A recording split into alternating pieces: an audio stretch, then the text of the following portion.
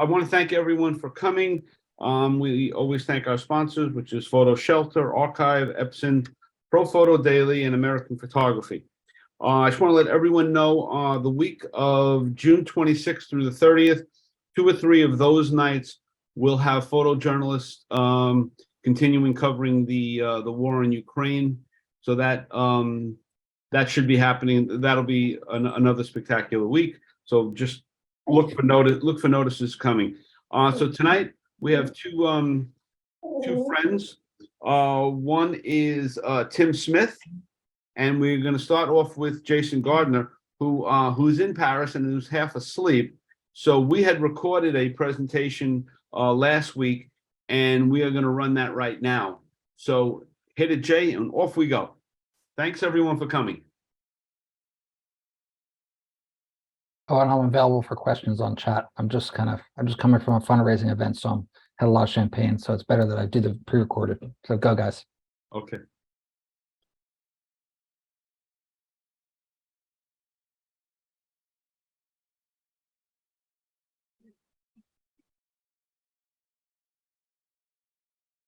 So everybody, I'm glad everyone is here tonight. We're very thankful to have Jason Gardner coming back. Really, I mean, it's really terrific in that he was on with us, we thought 3 or 4 years ago, and now this project is completed. And a book is coming out, and we're thrilled to have Jason come back. Everyone is here tonight. We're very thankful to have Jason Gardner coming back.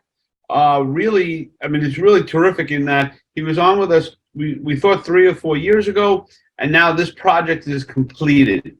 And a book is coming out, and we're thrilled to have Jason come back and show us almost the completed version.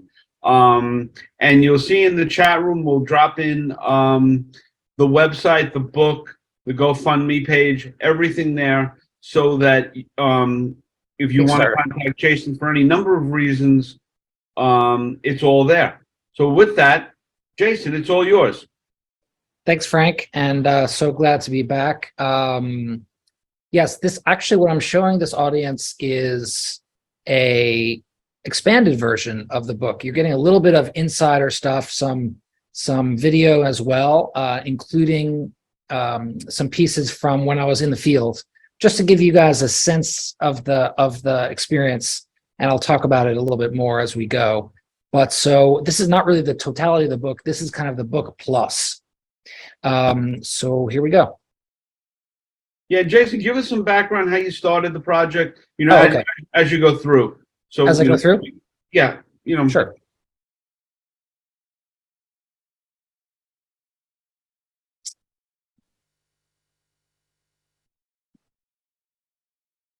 Alrighty, just gonna hit full screen. There you go. Great.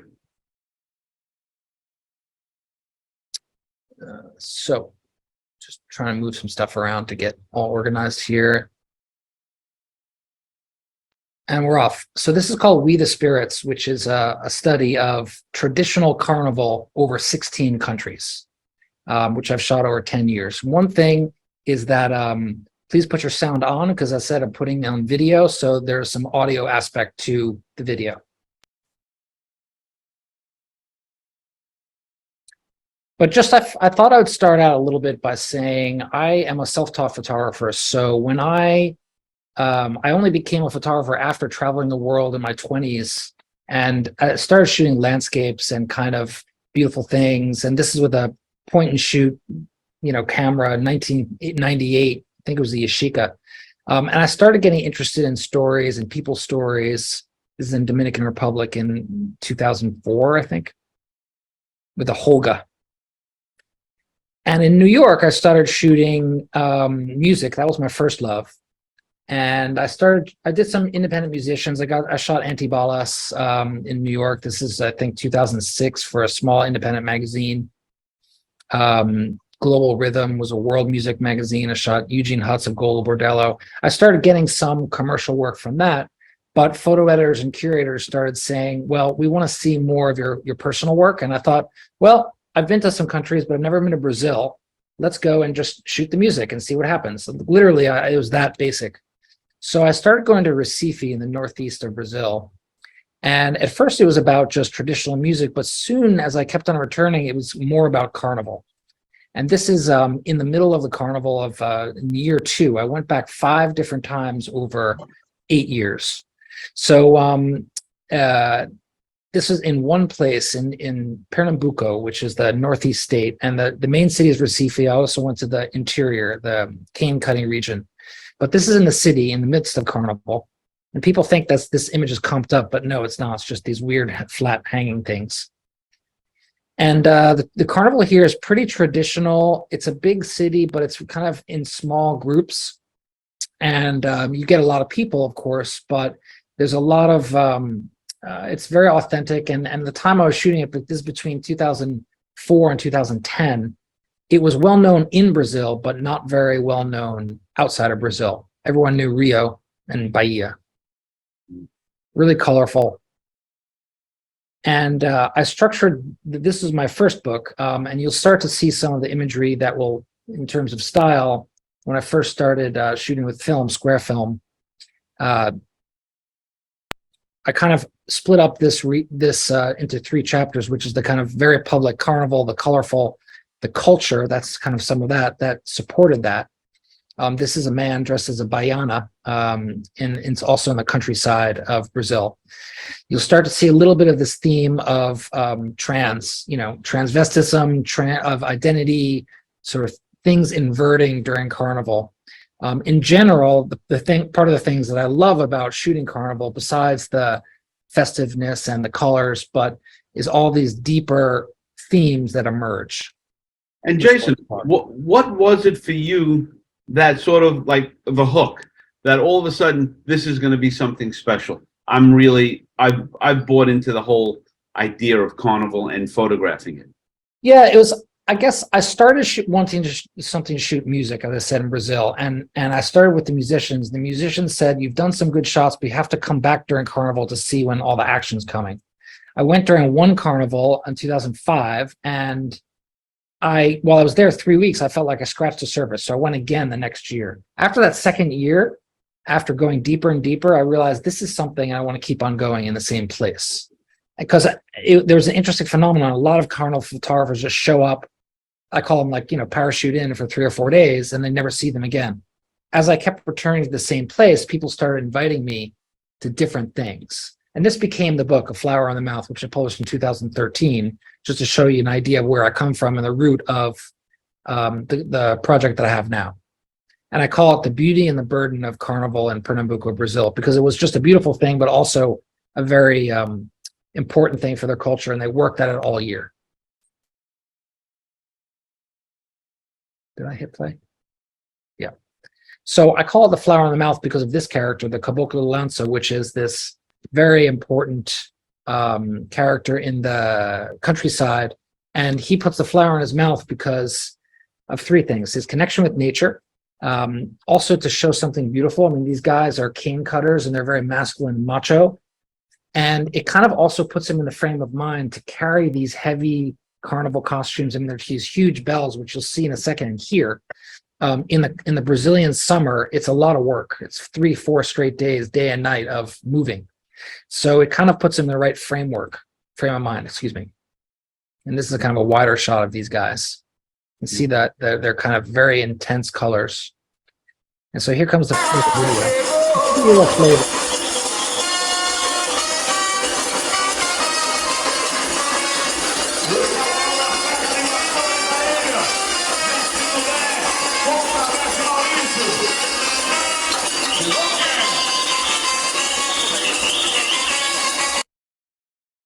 So as well, besides these crazy carnival characters, there's the Brazilian maracatu in Recife. It's the African Americans, largely in the favelas, who they sew and get their costumes together all year.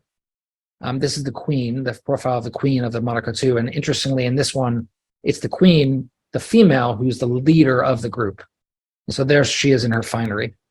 But she's also the leader of the religious side. So this is the temple in the next door to the main headquarters.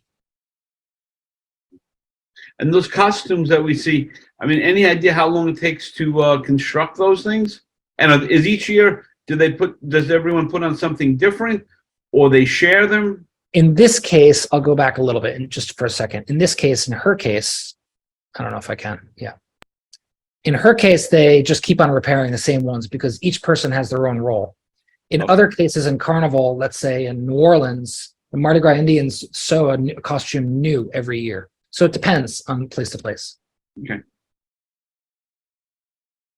So anyway, where was I here? Yeah, that's the sort of religious aspect. And again, as I went back a few times, I was invited to these religious ceremonies that it's really behind the scenes of Carnival. This is where they write the names of the relatives that they want the orishas to overlook during Carnival. And they blow on the eggs to bless them. And and you can see in the background, this is not in a fancy temple. This is just in someone's back.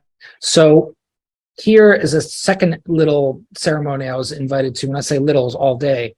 Just to showing a little bit of the inversion. You can see how what year it is by the cell phone that this guy's taking a photo of. I think it's 2007. They said "Deixa la mulher passar," which means "let the woman pass," but this is a man.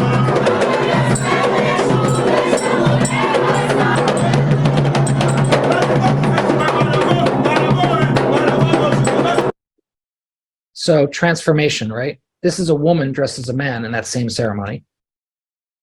Right? And inversion, right? The same character in before, has a cigarette. I like how he tucks the cigarette in his bodice there. So that was a lot for Brazil. And as I couldn't go to Brazil every year, I started exploring other places. This is Trinidad Tobago, the Blue Devils.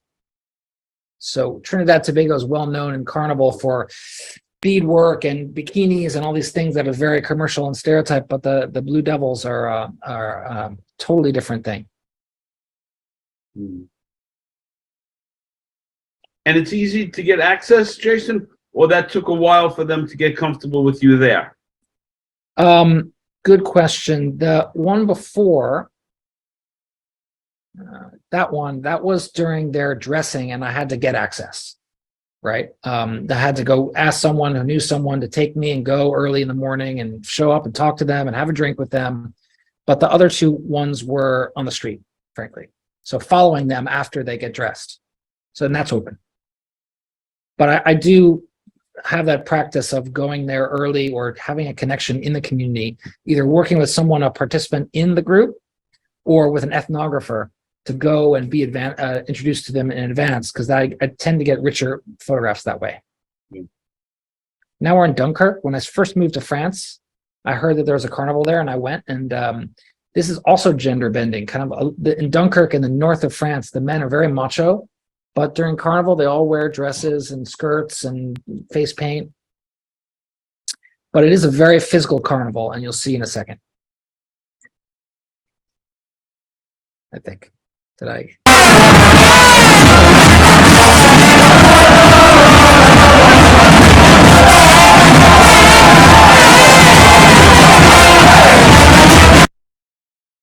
So you can see that's the line, and when the music stops, they kind of fight with each other and move around, and when the music changes, they keep on parading. And this is 4 straight days.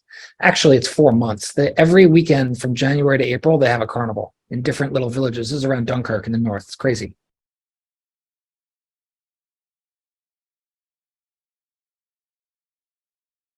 They also in Dunkirk have this thing where they throw the fish. It's a fisherman's carnival, right? So they throw the herring off the main city hall. This is the mayor throwing the herring off there, and it's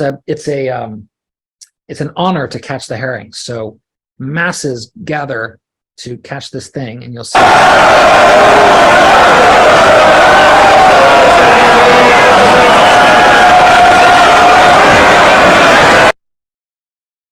Pretty crazy. Now we're in Sardinia, and this is an ancient carnival. This is pagan carnival, years before Christianity, and they very much put the image of the brebi on, which is that's the sheep. So it's starting to become animist. That's really strongly connected to the animals that give them their, harvest. And every year at San Antonio in January, they have a carnival. And I will give you an idea of what that sounds like in a second.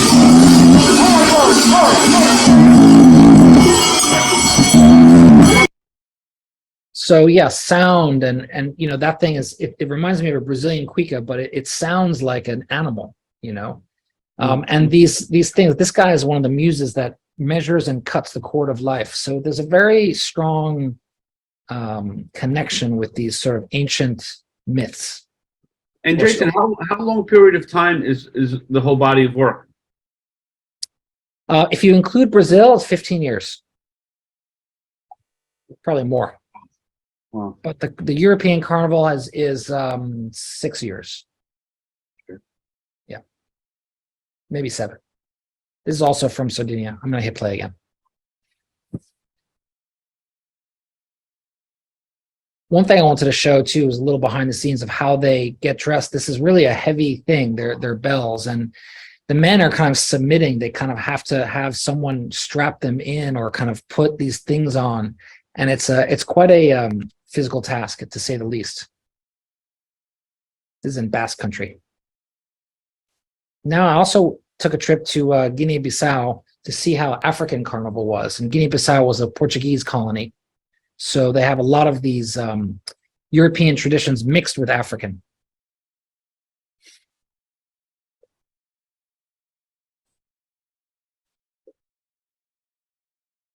For example, this mask is wood, and it takes 2 or 3 people to put it on his head. And they keep it over the years. This is an old mask, but I love it. It's interesting. Now we go to Slovenia, and Slovenia is a very rich country of carnival. And this is in one village in the mountains where they start their carnival at 4 a.m. There's no hotels before. I had to kind of crash on someone's couch. There's nowhere to eat. You have to, find a house where you can eat. It's quite intense, only for the locals, really. And the bad spirits come out and they chase the kids, and they sorry, I had to press play. These sacks that they have in their hand are full of ash. So the idea is so that they hit them with chase and hit the kids with the ash to make them dirty before becoming clean. This is the chasing. Good idea, a sense of place. Wow.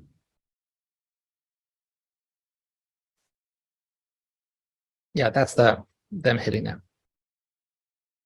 You'll see death later.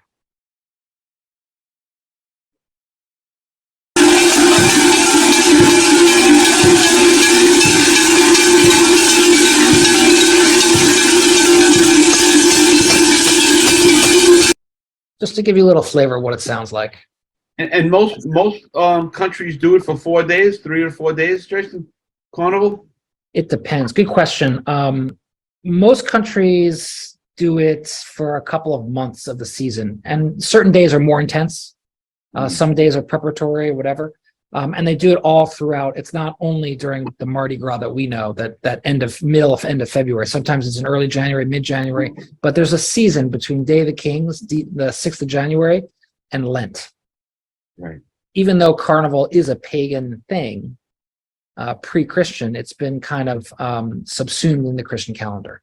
This is that same village, and what they do is they visit from house to house, and they do a song, and they get like a little snack or a drink. It's the equivalent of caroling during Carnival, and that's those guys. And mock marriages are important because Carnival is the time of marriages, and if there's no marriage in the village, they'll do a mock marriage as part of the Carnival. Marriage is symboling fertility, renewal, but these are unwed boys. Like one's the bride, one's the groom. But yeah, that's their job. And is there partying going on, drinking and smoking and all of that? Because largely drinking. That. Yeah. No, you don't. I don't show that because it's so stereotypical to carnival, big party.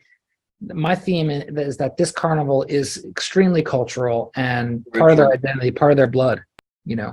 For sure they drink. I mean, yeah, and I drink. You have to drink with them. Tough job.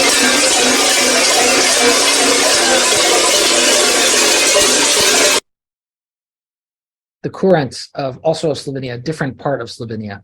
And this is the most symbolic character of Carnival in the country. And what they do is they also go from house to house, right? So they ask for a little bit of money, they do a dance, and they get a little bit of food, some sweets, donuts. You know, Carnival being the time that people fatten up, like Mardi Gras, right? Fatten up before the rest of the winter. So it's tradition to eat fatty, rich foods and drink. Also with this same troupe was the this character, which with the flower hat, and flowers obviously symbolizing springtime renewal.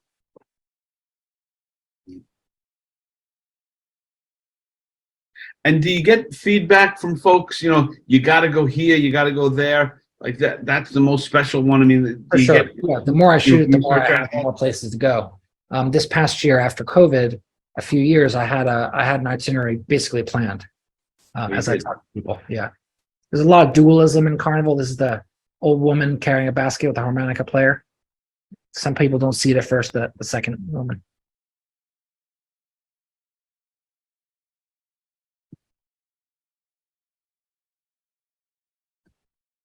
And the bear, you know, if the bear picks you up in certain places, it may mean you might get pregnant that year. It means you're gonna have a good harvest. You know, the bear is very virile. And in this village, they only have a carnival once every 4 years. And when the bear rolls over, it's springtime, right? So it's very much like Groundhog Day, you know, or Groundhog Day. And bears are real. This is Bulgaria. The other one was Austria. Bears are a big symbol. And now also a different village in Austria, the white bear. Now we're in Bulgaria, the Kukeri. These are they signify the spirits that they want to dispel. It's all spirits. This I rarely show them unmasked, but this one I show because it's the first generation they're allowing women to mask. And they said, okay, if she wants to do it, she can, as long as she can bear the weight, because it's these huge bells are maybe 40 kilos, 80 pounds in the winter, in the snow. And is there a townskeeper of these costumes, or everyone has their own personal thing? Depends. Some everyone have their own personal thing. Some, there's one main, you know, storage spot. Sometimes it's called a museum, but now we're in Poland, and this is Augustus, and he's the traditional, you know, chaotic character of Carnival, but he has a little bit of like tradition, but also modernity on there with the ad on there. I love it. Carnival in the snow. Most people who only know Rio or a couple of Venice, they never even know there was Carnival in the snow.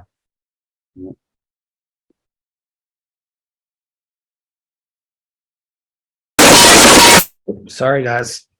This is in Trauman. I'm going to go back a little because this is one of my favorite guys.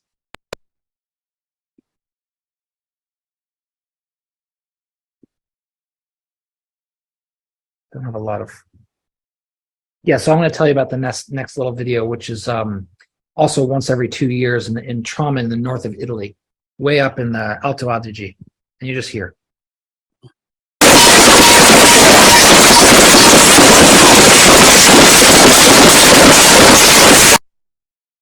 Yeah, these guys are fearsome. I love them. It's a Germanic type town, and as I understand it, the town is quite conservative, but during Carnival they gotta go crazy. And these guys are kind of terrorize, but they're also kind of fun.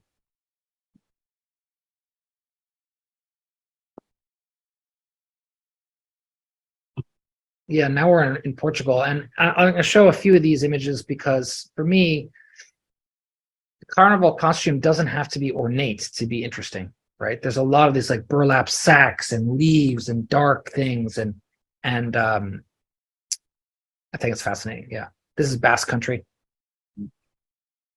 little Carnival family. But each of the costumes are traditional for that place, for that city, that country. Largely, yeah. And there's some that people put their own spin on it, Right. but Okay. these costumes are traditional in that they illustrate a certain stereotype or character or spirit or idea that is in that village's or town's culture. For example, this is the Kramersmann in Austria. It's the stereotypical character of the itinerant salesman who used to go from hut to hut in the mountains selling, kitchenware and home items. Mm.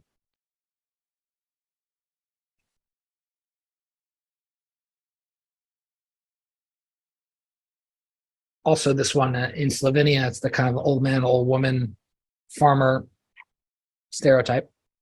Yeah, and Jason, is there any documentation, like anything that you could read on the birth of Carnival? Is there like a signature book? There are a couple things. They're largely academic. The birth of Carnival is not clear. It goes back many 400 or 500 years, maybe more. But there's no one theory. Yeah, it's a bit murky. This is the bear festival, the Fête de l'Ours in France, in which they put this oil on, and they say once they put the oil on, they kind of go crazy throughout the village, and the bear represents, again, fertility and kind of these bad spirits. And it only is when the barbers, the women dressed in white, they shave at the end the bear. And this is the point of shaving, when they return back to human, and then Carnival's over. And so at what point, Jason, were you thinking, I've got to put this into a book yourself? Probably midway through the second year of shooting in Europe, yeah.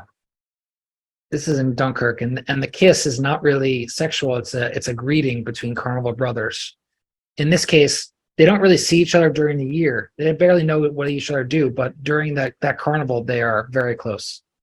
Now we're in Macedonia, North Macedonia, and this sort of like these old spirits. That's why he has a black face on. And with the harvest of the peppers around, makes it interesting. Also, Macedonia. This is the bride, another marriage. So you started talking about the book, Jason.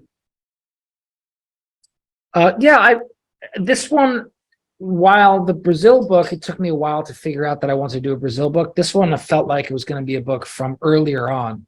And it was just a matter of understanding how deep to shoot it and learning the marketplace a little bit more and staying with it. Now we're in Greece. Also spirits. This is in the January. This is the Greek New Year in early January. And do you send these folks prints or anything like that, Jason? Thank you. I usually send them digitally, and Yeah. they can use them for all of their Facebook or for their group. It depends if I have a strong relationship with the group or each individual. Right. But honestly, if I email them a photo, they're happy, because 99% of everyone who takes a photo of them doesn't send them anything. Okay, good. Did I? No, I didn't. And all these shoots you're on your own, Jason, other than your fixer? Sometimes I don't have a fixer, but I'm largely on my own. Yeah. Unless it's a language thing where I can't understand the language and I need someone but even if I don't speak the language, if I have a camera and I point to it and I say, "Can I take one?" 99% of the time they'll say, "Okay." It's you learn to communicate. Yeah. This is also in Austria, but another village that does Carnival once every 5 years, so it's quite intense. Everyone thinks this guy's a Viking, but he's actually like a bear tamer of that white bear that you saw before. He can be anything he wants. Exactly. It's like tribal. It's very, but they take it seriously. It's a fun thing, but it's also serious. This is the Moss Man. Love him. And are there town historians who come and want to tell you the history of these things? How does that work out? Yeah. In this case, I met a town ethnographer who gave me some good background. Yeah. This is really like, I love this guy because he's masculine but also feminine, and the connection with nature. Yeah, and this horseman. There's a lot of animal symbolism here. This is in Poland.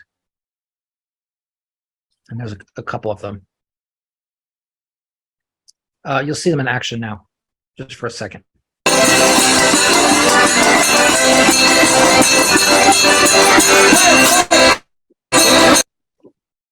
And Jason, what is the most recent that you've shot? Coming 2023. I shot 8 carnivals. Wow. Knowing that I want to do it, knowing that this is the time. Right. So more animal costumes, headgear. But this place is another one of these Austrian villages that does carnival every 5 years. But the masks are about 100 or 200 years old because they don't take them out that often. Right. So they preserve them. More animals on top of heads. This is in Galicia in Spain. The chicken and the cock is very much a great symbol, and the lion and the tiger, also Galicia.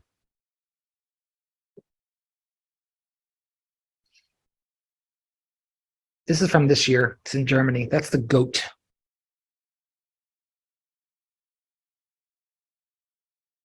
And the donkey. Another example of a non-decorative carnival costume that's interesting.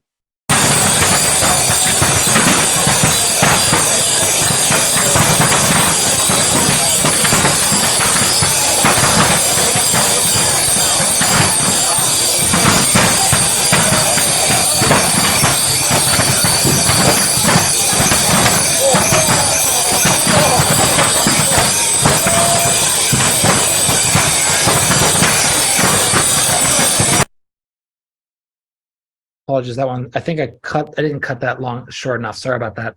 But that's also in Galicia. They use these things called bexigas, which are the big blown up cow bladders, to not only make noise, but when they're in the parade to whack people out of the way so they don't get in their way. But you'll see these cow bladders in a couple of different regions that I've shot. That's coming up. For example, back to Brazil. So it's the same idea, but just in a different iteration.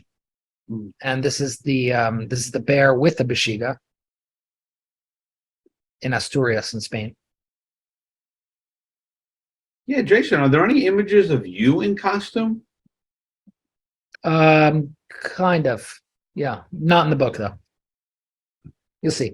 There's some a little behind the scenes at the end. Okay. There's a lot of pitchforks, a lot of farm. I mean, carnival is still largely in the ethnographic very rural. There's a lot of bulls. This one he checked to see if I was photographing, and I have one of him just masked, but I like the sort of limit between man and beast. Bulgaria. So the interesting thing after all these countries, you start to see all these common themes in different places. This is a Guinea-Bissau, another bull. Bull is a really, that symbol of virility as well.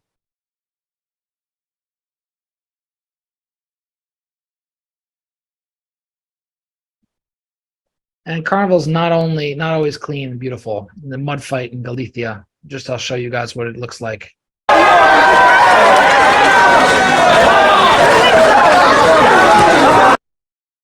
So in this project, I'm not a videographer, right? But I just do little clips to give some people a flavor of what it is. Yeah, the big enormous sky, and this is Basque Country in Spain. Also Spain. Spain's very rich with carnival too. The Black Devils of Luzon.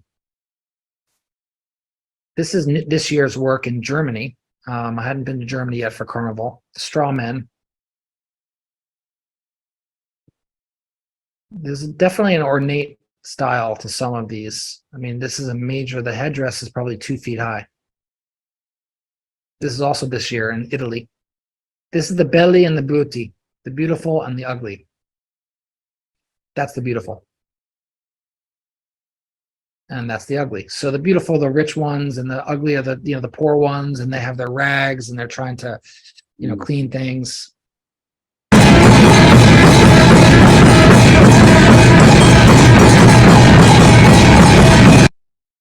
That's in Galicia.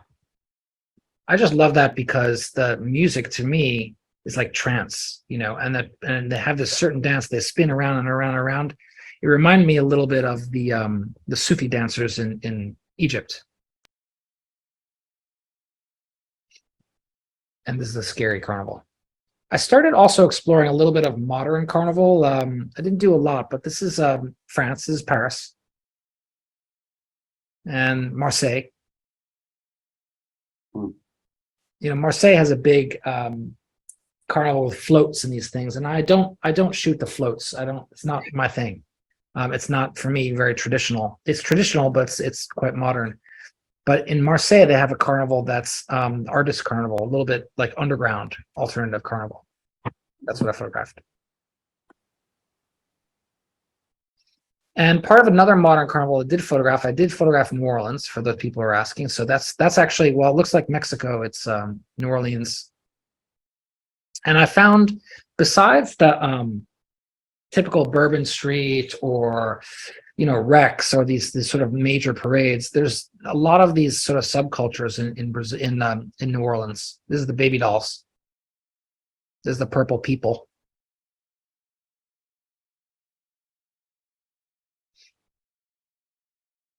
And you know, the Mardi Gras Indians at the time when I photographed in 2011, they were less known. Now they're quite known because of Treme. But they do beadwork every year new by hand. That's the detail of that. Wow. And that's the big chief. He told me we sew by hand, and when I cut my hand with a needle, I let the blood go in the canvas. And I'm just showing you Brazil from some years ago. First, I'm going to go back to him. And keep that in your mind, the feathers. And when I showed the second image to this guy to get access, he said, "Oh, they stole our idea." And they didn't steal it. It just evolved in parallel. And also in Louisiana, I went to Cajun country and I photographed the carnival there, which is a very interesting movement of young people from New Orleans and from Cajun country going back to the roots of this very traditional carnival. Yeah. Also, Jason, speak to us a little bit about how the book is being put together. Words, images, how many images? I will at the end, okay? Okay. There's going to come a point where the neighbor is going to present the Mardi Gras with a gift. The reason behind the chicken chasing is because we're going around begging for ingredients for the gumbo for the Mardi Gras. So yeah, this is an old, before refrigeration in the Cajun country, they used to have a Mardi Gras and everyone used to put something in the pot, in the gumbo. And it became chasing the chicken was the tradition that continued to sort of honor that. That's why I call him Chicken Man.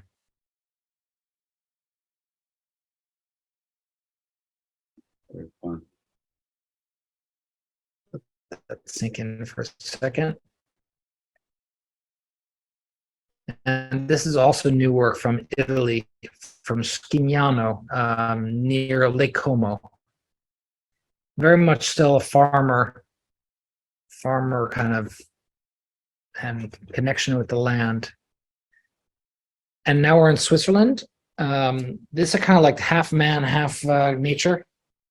And also in Cantabria in Spain, in the north of Spain. Straw man, leaf man, all the things.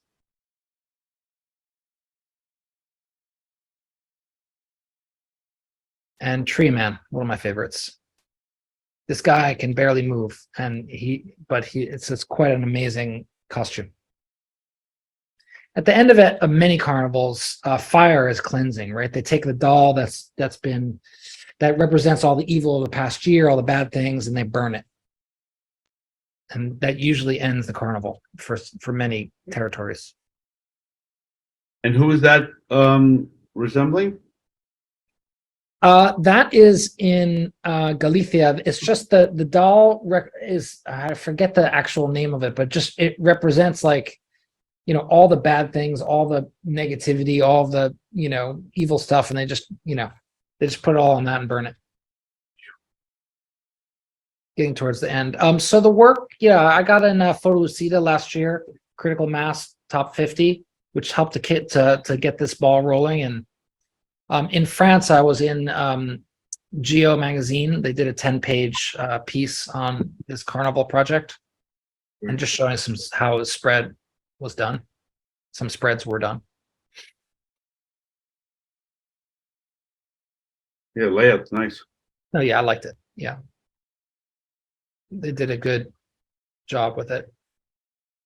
And I've shown the work before. This is me showing it in Lincoln Center in New York in 2013 for after the first project, Brazil project.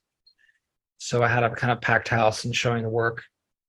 And I've shown the work in a lot of cultural festivals before. This is in Portugal. But why do I do it? Do I do it to show the work? Yes, publishing a book is great and having exhibits, but it's great meeting these characters, photographing them and seeing what the result is. A little behind the scenes and then the actual shot. And yeah, these guys too, I loved them. So it's just a little bit of the behind the scenes.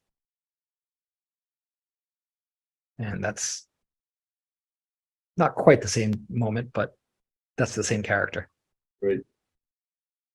So when do you know that it's over, Jason? You can stop sharing. When do you know, you've got enough images and, all of that? Before I stop sharing, just to note, and I'm sure you'll tell the audience that I'm in the middle of a Kickstarter campaign, so you can just, without clicking on the link, you just go to Kickstarter and search for We the Spirits. Great. And I'll leave the screen on for a second while I talk, Okay. which is in case you want to follow my media. But I think you're going to put it in the chat, all that Yeah, stuff. all that information is right now in the chat room. Yeah. So we will have that for you. So sorry, what was your question, Frank? I'm No, sorry. when do you know, I've got enough? It's now time to, move on. Well, ask a photographer he has enough, that you'll never get the answer. I'm going to keep shooting it, I think, for maybe book number 2 or other projects, because it's fascinating. But I started knowing I had enough when I started getting good critical response. I do portfolio reviews every year, both in France and the States. I was in PhotoFest in Houston last year. Go to Arles a lot, Paris Photo, many things. And you get a lot of collective feedback, so that's helpful there. And then it's just your feeling. And, do you want to explore this more? Or do you want to put this, encapsulate it? What drove this, frankly, is that I got a big exhibit. It's coming out in November in Germany. It's a 3-month exhibit in a major building. It's a Richard Meier building. It's this massive, brutal place. Where in Germany? Ulm, U-L-M. It's a small, medium city between Munich and Stuttgart. But it's a carnival town, and they really, really support the work. And they're printing 40 big photos from this series. And so it's a good opportunity for me to have the book out for them. Yeah, and when is that show? November 11th, for 3 months through. It's basically through carnival season. When?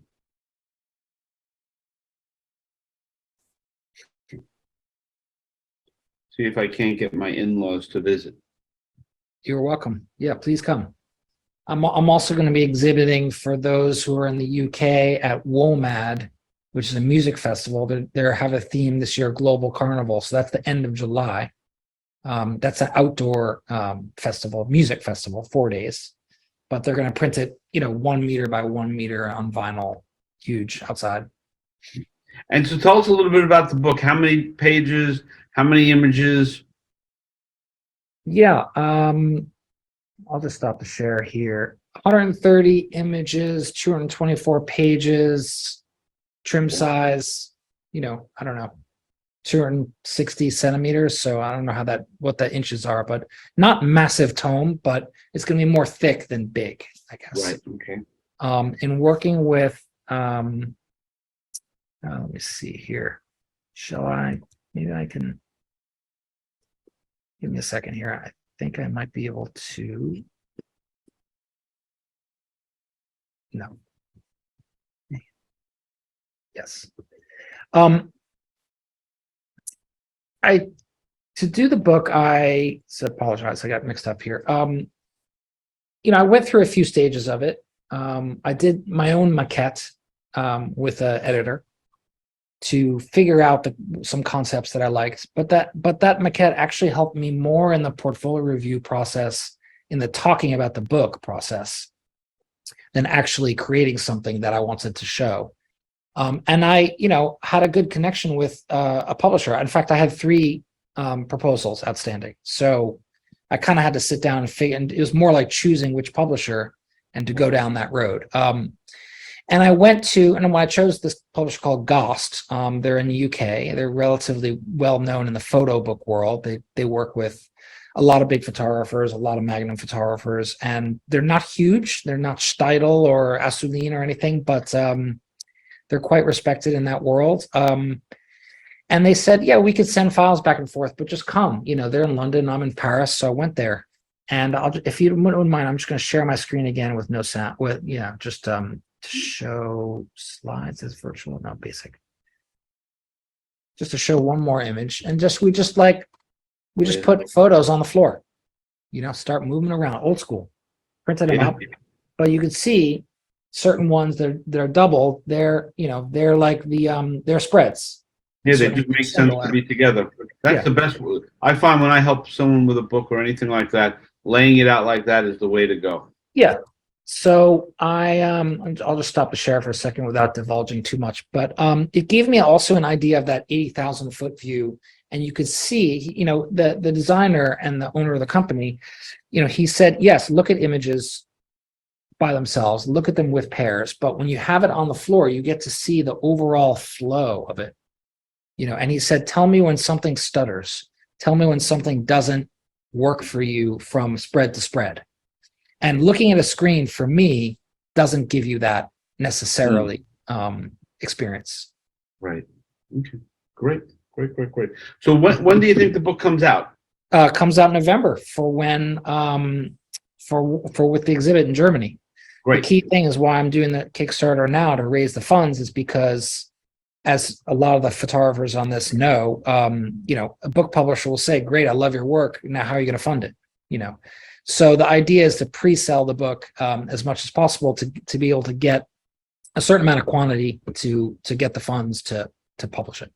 So I do have a publishing deal, but it's only contingent on raising the funds. Right. Et voila, as we say. That's how it is. Well, I can't tell you how much I appreciate you coming back. And of course, you have a standing invitation to come back again with any other new work or I appreciate that. Thank you. As this continues to grow. So, we're thrilled to have you. And, you got to promise, you come back and, like I said to everybody, all the information for Jason is in the chat room, the book, the fund me, everything is in there. So, please take a peek, go to his website, do whatever you'd like to do as far as supporting Jason. And we'll keep in touch and, you let us know how things go. I will do. And hopefully I am, at the time of this ending, I'm in France and I will be able to, I hope I'll be awake for some question and answer at the end of this. So it feels like something. We just recorded it to make sure. Yes. Thank you so much, Frank. Okay. Appreciate it. Take care. Right. Okay, so that's Jason. And Jason is still awake. He is in Paris. If you have any questions, shout it out now. But Jason, again, actually that was pretty interesting to watch it. It was even more fun, to absorb it than thinking while you're presenting. But that's it was a really great. And like I say, everybody, all his information is there. It's really great work. And if you have any questions, shoot right now. Anyone has it, raise a hand or anything like that. Frank, just quick announcement. Jason just he hit 55%. Maybe you could get that number a little bit higher by the end of the night. Yeah, this is like the old Ed McMahon on the telephone. Totally. It's ridiculous. No, it's great. I have a question. Yes, go. Jason, how do you get people to pull themselves out of the parade and go over to where you want them to pose for you? I think that's a process of building the relationship and the access.